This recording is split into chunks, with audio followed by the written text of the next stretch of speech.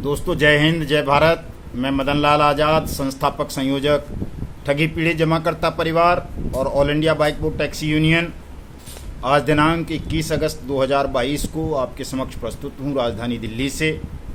3 बड़ी खबरें आप सब तक पहुँचाने के लिए। दोस्तों पूरा वीडियो ध्यान से सुनेंगे और जिन साथियों ने हमारे इस YouTube चैनल युगांतर न्यूज़ को सब्सक्राइब नहीं किया है वो इसे सब्सक्राइब करेंगे। मेरे इस वीडियो संदेश को ज़्यादा से ज़्यादा लोगों तक शेयर करेंगे, लाइक करेंगे और कमेंट करके अपनी राय बताएंगे। दोस्तों आज ज़्यादा लंबा वीडियो नहीं होगा, छोटा सा वीडियो बना रहा हूँ क्योंकि आज मैं बड़ा प्रसन्न हूँ कि हमारे कर्मयोगी साथी, बहुत बहादुर जुझारू ब्रजमोहन योगी जी राजस्थान के नांदौती जिला करौली से पिछले लगभग 3 साल से सहारा इंडिया के खिलाफ मुकदमा दर्ज कराने के लिए बहुत संघर्ष कर रहे थे।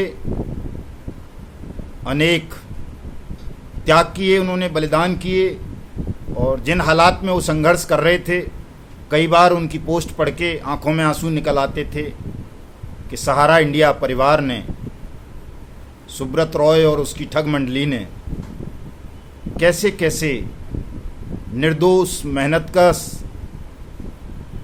मासूम लोगों को ठग लिया है, उनकी ज़िंदगी को तबाह कर दिया है।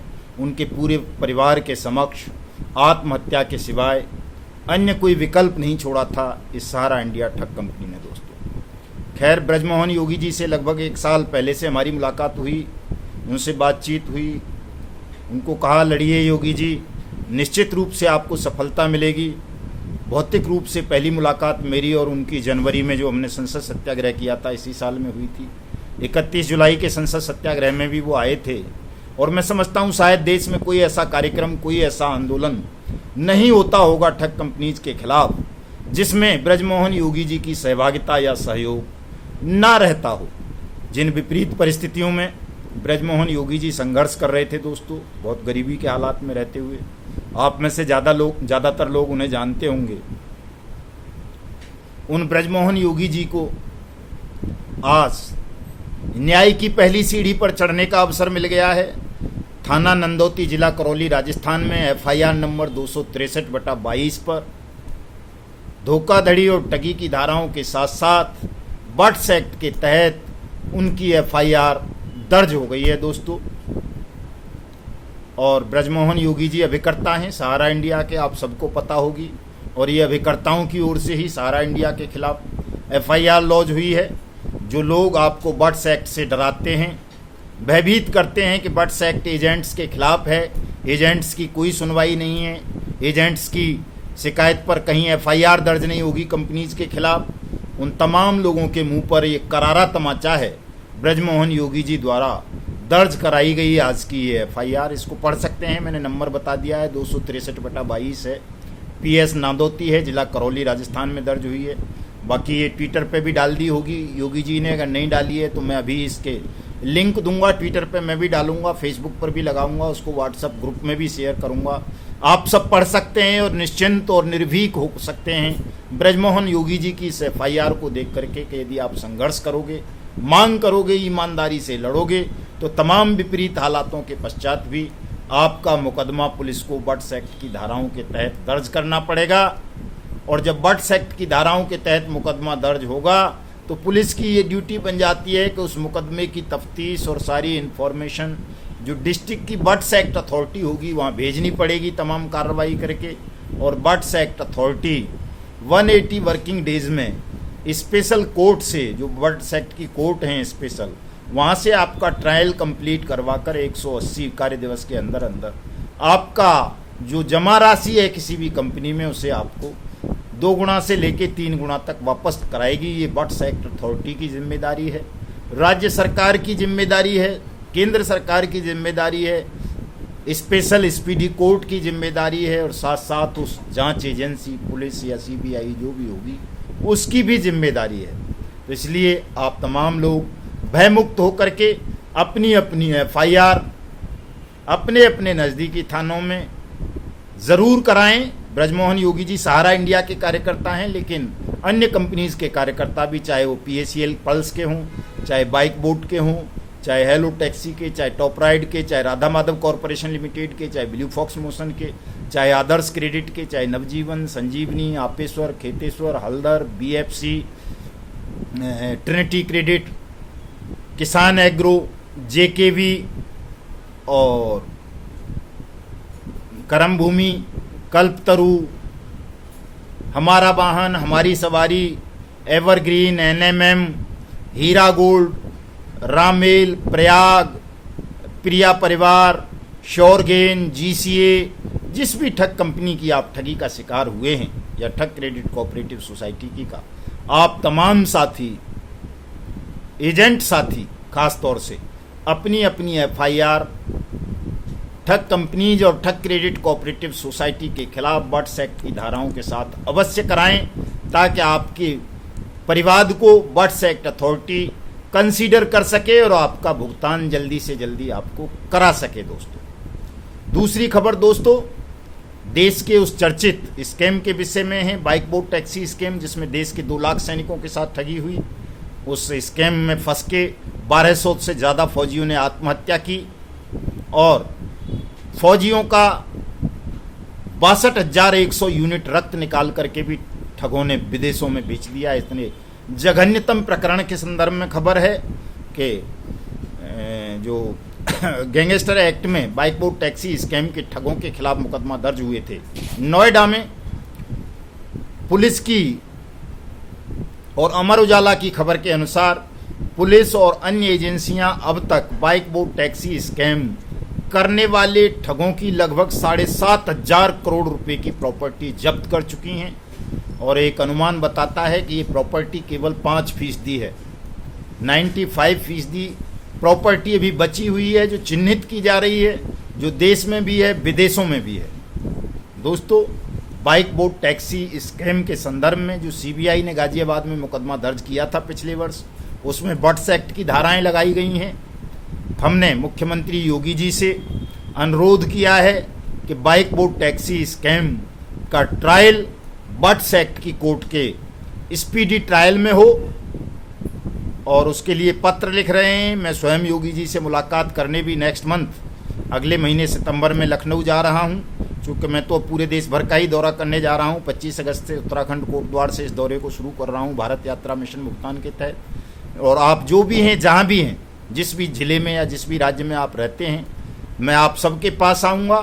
बट्स एक्ट की ताकत, बट्स एक्ट की प्रक्रिया, बट्स एक्ट के माध्यम से आप लोग कैसे सुरक्षित हो सकते हैं, कैसे अपने और अपने निवेशकों के धन को जल्दी से जल्दी वापस प्राप्त कर सकते हैं, केवल ये बताने के लिए मैं आप तक आ रहा हूं। सरकार को मैं ये बताऊंगा, सरकारी अधिकारियों को और सरकार को, शासन प्रशासन को, कि बट्स एक्ट के तहत उन्हें क्यों और कैसे मुकदमा दर्ज करना चाहिए, और अपने जमा करता पीड़ित भाई बहनों को मैं ये बताऊंगा कि उन्हें क्यों बट्स एक्ट के तहत कार्रवाई करनी चाहिए। ये 2 ही काम होंगे दोस्तों। मैं आप सब तक आऊँगा और ये लंबा यात्रा होगी, करूँगा, लेकिन चूँकि आप सब मुझ तक नहीं आ सकते हो, लेकिन मैं आप सब तक पहुँचूँगा, आपके मुकदमे दर्ज कराऊँगा, आपके भुगतान के दावे दाखिल करवाऊँगा और निश्चित रूप से आप सबका भुगतान आपको वापस कराएंगे। इसलिए तमाम साथी बेखौफ हो जाएं, निश्चिंत हो जाएं। दोस्तों, आज की एक तीसरी और एक बड़ी खबर है, बड़ी खुशखबरी है। काफ़ी सारे साथी, ये Togo retail marketing limited company है, डॉक्टर सेठी वाली, तमाम लोग जानते होंगे, जिसने दर्जन भर से ज़्यादा फर्जी कंपनी बनाई, बेसिल इंटरनेशनल लिमिटेड जैसी, बामसी केमिकल लिमिटेड जैसी, जिनके दिल्ली में भी ऑफिस रखे थे। पूरे देश भर में इस टोगो रिटेल मार्केटिंग लिमिटेड से जुड़े हुए ठगी पीड़ित हैं। लाखों लोगों के साथ ठगी हुई है, भिन्न भिन्न कंपनीज बनाने के नाम पर हुई है। किसी का भुगतान नहीं कर रहा है 2010 से ही लगातार। इस कंपनी के ठगी पीड़ित, जिन्होंने अपनी एक एसोसिएशन भी बना रखी थी, टोगो वेलफेयर एसोसिएशन के नाम से, उसके महामंत्री, उपाध्यक्ष और कई साथी आज देवी दास शुक्ला जी, राम प्रकाश मौर्य जी और कई साथी, द्विवेदी जी, एक प्रजापति जी, आज दिल्ली आकर के मुझसे मिले।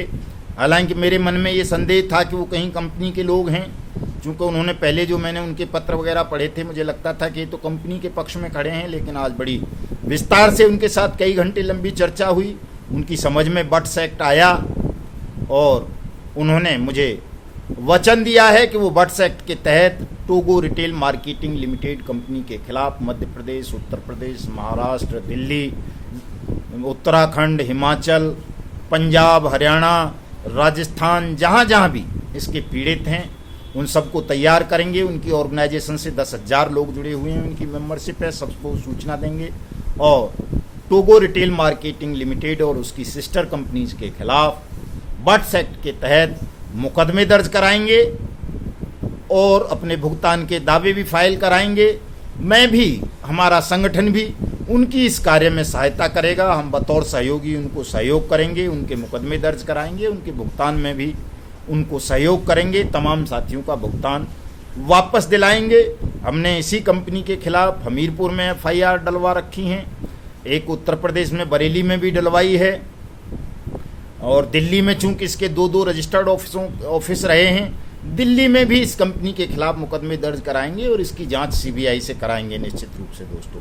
इसलिए टोगो रिटेल मार्केटिंग लिमिटेड और इसके द्वारा ठगी के शिकार बने लोगों को भी निश्चिंत हो जाना चाहिए कि अब आपका भी भुगतान होगा।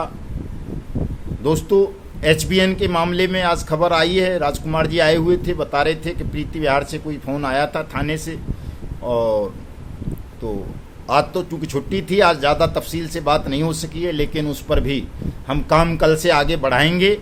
HBN, विश्वामित्रा, साईं प्रकाश, साईं प्रसाद, साईं राम, श्री राम, ये जितनी भी ठग क्रेडिट कंपनी हैं या क्रेडिट कोऑपरेटिव सोसाइटीज़ हैं, इन सब के खिलाफ अब हम तत्परता के साथ कानूनी कार्रवाई करेंगे, आप सबके भुगतान के दावे दाखिल करेंगे और आपका पैसा आपको दिलाएंगे। दोस्तों,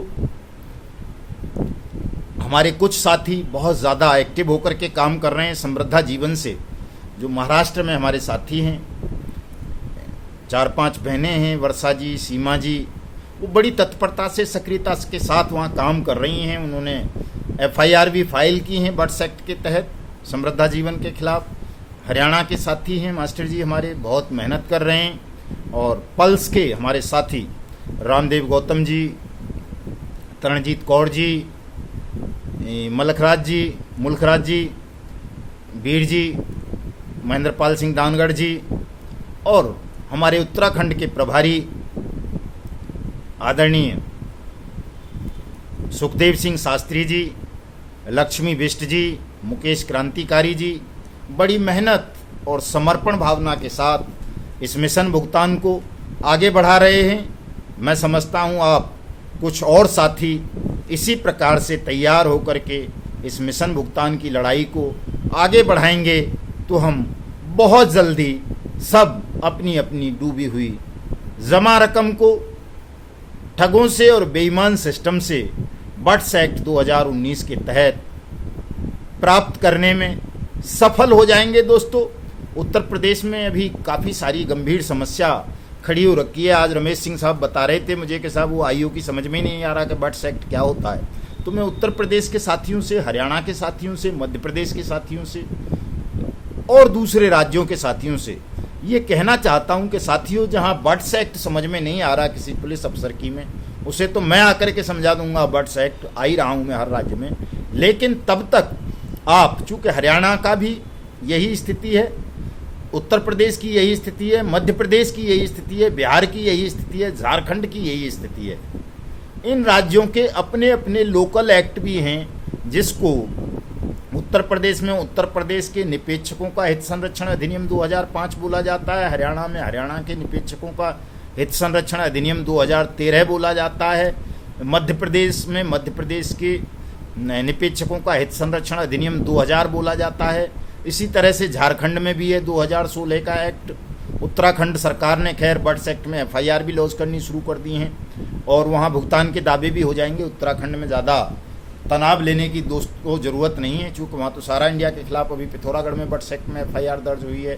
और ये जो पावर बैंक ऐप घोटाला हुआ था 500 करोड़ का, उसमें भी पुलिस ने, उत्तराखंड की पुलिस ने जो चार्जशीट फाइल की है वो बट्स एक्ट की धाराओं के साथ ही अदालत में दाखिल की है। इसलिए उत्तराखंड में कोई ज़्यादा बड़ी समस्या नहीं रह गई है, लेकिन पल्स के मैटर पे जो लीपापोती उत्तराखंड में या पूरे देश भर में की जा रही है, उसमें भी बहुत ज़रूरी है हम लोगों का हस्तक्षेप करना कि पल्स मैनेजमेंट के खिलाफ भी बर्ड्स एक्ट के तहत मुकदमे दर्ज हों, और जो सेबी में लंबित है मामला 2016 से जिन साथियों का भुगतान नहीं हो रहा, उनका भुगतान भी अविलंब बर्ड्स एक्ट अथॉरिटी के तहत किया जाए दोस्तों। तो एक ये थोड़ी सी लंबी लड़ाई है, लेकिन ये लड़ी जाएगी और निश्चित रूप से हम सब जीतेंगे दोस्तों। तो ये जो मैं लोकल एक्ट की बात बता रहा था, वो लोकल एक्ट्स आप गूगल से सर्च करके उनकी PDF डाउनलोड कर लें, और अगर वो भी ना मिलें तो the banning of chit fund prize money circulation banning act 1978 का जो एक्ट है, गजट है, उसको ले लें, उसको दिखा दें पुलिस अफसर को, वो आसानी से समझ में आ जाएगा। तो चाहे वो 1978 का एक्ट हो, चाहे किसी राज्य का लोकल एक्ट हो, वो सब बर्ड्स एक्ट में ही मर्ज कर दिए गए हैं, उनको जो है इक्वल टू बर्ड्स एक्ट ही माना जाएगा। इस तरह के मामलों का भी जब चार्जशीट फाइल होगी तो वो बर्ड्स एक्ट के तहत ही होगी दोस्तों। और मैं समझता हूं अब कोई बहुत ज़्यादा काम इसमें नहीं बचा है, किसी बड़े आंदोलन की, बड़ी व्यथा कथा की आवश्यकता नहीं रही है। आप सब लोग केवल जागरूक हो जाएं। आपका भुगतान अब बहुत जल्दी आरंभ होने जा रहा है साथियों। मैं आप सबसे अनुरोध करूंगा, कुछ दुष्टात्मा शैतान किस्म के लोग सहयोग कम करते हैं, बीसी ज़्यादा करते हैं, अड़ंगे ज़्यादा डालते हैं, उनकी बातों पर ध्यान नहीं देना। और मैं इन अड़ंगे डालने वाले शैतानों से भी कहना चाहता हूं कि कम से कम सहयोग नहीं कर सकते हो तो विरोध भी मत करो, लोगों को बहकाओ मत, भरमाओ मत। अगर तुम मैनेजमेंट से मिले हुए नहीं हो, उनके पालतू पिल्ले नहीं हो, तो अगर पालतू पिल्ले हो मैनेजमेंट के, मैनेजमेंट आपको पैसा दे रही है इसी काम का कि बर्ड्स एक्ट का विरोध करो, मिशन भुगतान भारत यात्रा को विफल बनाओ या उनका विरोध करो, तो फिर तो आप करो खुल के, फिर तो आप शत्रु हैं। आपका भी अंत वैसे ही करेंगे जैसे हम सुब्रत का करेंगे, या निर्मल सिंह भंगू का, या संजय भाटी का, या डेजी मेनन का, या राशिद नसीम का, या कैची पिक्सल वाले अशोक शर्मा का, या स्ट्रीट हॉक वाले का, या साइंस सिटी वाले का, या फ्यूचर मेकर वाले राधेश्याम का, या गोवे वाले का, या हेलो राइड वाले का, या गो बाइक वाले का। सबका एक ही अंजाम है मेरी नज़रों में, तो वही करना है दोस्तों कि जो बर्ड्स एक्ट का विरोध करेगा, मिशन भुगतान का विरोध करेगा, ठगों से पैसा लेकर के अप्रत्यक्ष रूप से या प्रत्यक्ष रूप से, हम उसे अपना और देश का दुश्मन मानकर उसका अंत करेंगे, उसको खुली हवा में सांस नहीं लेने देंगे। इसे चेतावनी भी समझ सकते हो, अनुरोध भी समझ सकते हैं तमाम लोग। इसलिए मैं सावधान भी करना चाहता हूं कि आप लोग या तो हमारे मार्ग से हट जाएं इस मिशन भुगतान के से, अगर नहीं हटना तो फिर खुलकर मैदान में आइए, ताकि दो दो हाथ कर लिए जाएं, देख लिया जाए कि किसमें कितनी शक्ति है। वो कहते हैं कि वो देखना है जोर कितना बाजुए कातिल में है, तो देख लेते हैं आपका जोर भी दोस्तों। आइए सामने खुल करके लड़ाई लड़ते हैं। बाकी मैं 25 अगस्त बिना किसी हथियार के अहिंसक रूप से लोकतांत्रिक ढंग से भारत यात्रा मिशन भुगतान के तहत आरंभ कर रहा हूं। कोई अगर कुछ बिगाड़ सकता है तो सादर आमंत्रित है, बिगाड़ कर देखे, मुकाबला करके देखे कोई ठग या ठगों का पिल्ला। सीधी सी बात है, लड़ाई है दोस्तों। इस लड़ाई में जो भी सामने आएगा, ठगों को बचाने के लिए, ठगों की मदद करने के लिए, 20 करोड़ ठगी पीड़ित जमाकर्ता परिवारों का नुकसान करने के लिए, उनके धन को हड़पने के लिए, हम उससे मुकाबला करेंगे और उसका अंत करेंगे। इसलिए मैं तमाम साथियों से ये कहना चाहता हूं दोस्तों कि जो भौतिक रूप से, शारीरिक रूप से हमें सहयोग नहीं कर सकते, तन से सहयोग नहीं कर सकते, धन से सहयोग नहीं कर सकते, धन से, तो कम से कम वो साथी सोशल मीडिया पर हमारा सहयोग अवश्य करें और इस मिशन भुगतान भारत यात्रा बर्ड्स एक्ट 2019 को ज़्यादा से ज़्यादा लोगों तक प्रचारित करें, प्रसारित करें, ताकि आप लोग जागरूक बने। और जब जागरूक बन जाएंगे तो आपका भुगतान कोई नहीं रोक पाएगा। बहुत जल्दी आपका भुगतान बिना मदन लाल आज़ाद के सहयोग के भी हो जाएगा दोस्तों। जय हिंद, जय भारत।